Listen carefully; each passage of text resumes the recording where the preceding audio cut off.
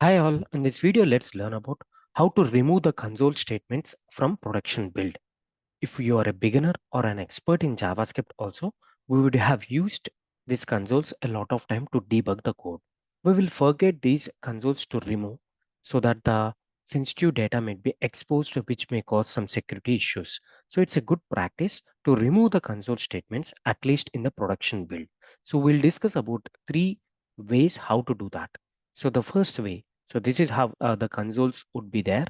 This is a sample React application. This is how the console will be there. Even if you build this application, even in the production also it would be the same way. So let's remove these consoles in the production build. The first way is, so go to the main application file. So in this case it would be index.js file, and just copy paste this part of code. So, okay, so what it is. So we are checking if this is a production environment, then we are overriding all the console statements: log, debug, info, warn, and error. So these are the 5 different console statements we'll be having. So if it is the production environment, we are trying to override these methods with the empty implementation. So now just let's check this. So I'm building this application. So npm run build. So once it is built, you can serve this in the application. So how to serve this? Yeah, this is a command. It means like you are checking the production build now. If serve is not installed, you can install this globally. Okay, now let's check it. So in the localhost 3000, it is working. See, now no console is there.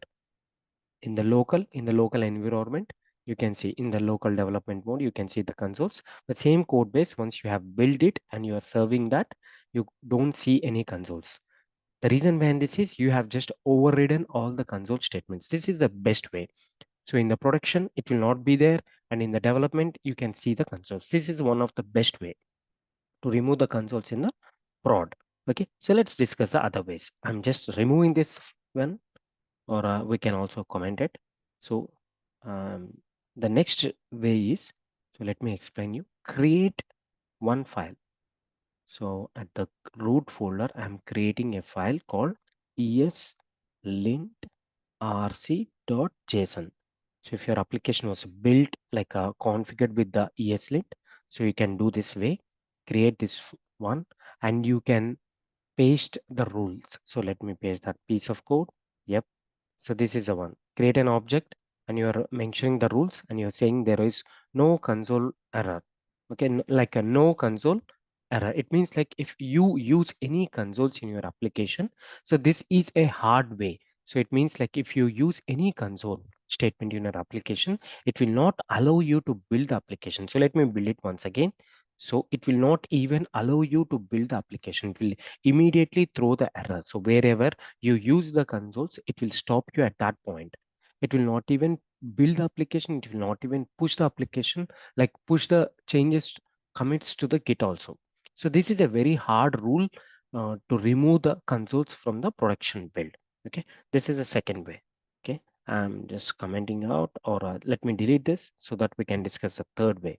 Okay, so now the third way is, let me install a package. So this is a Babel plugin like npm install -g. Globally, I'm installing one package called, like, no need to install globally. We can install it's a dev dependency as well. Okay, Babel plugin transform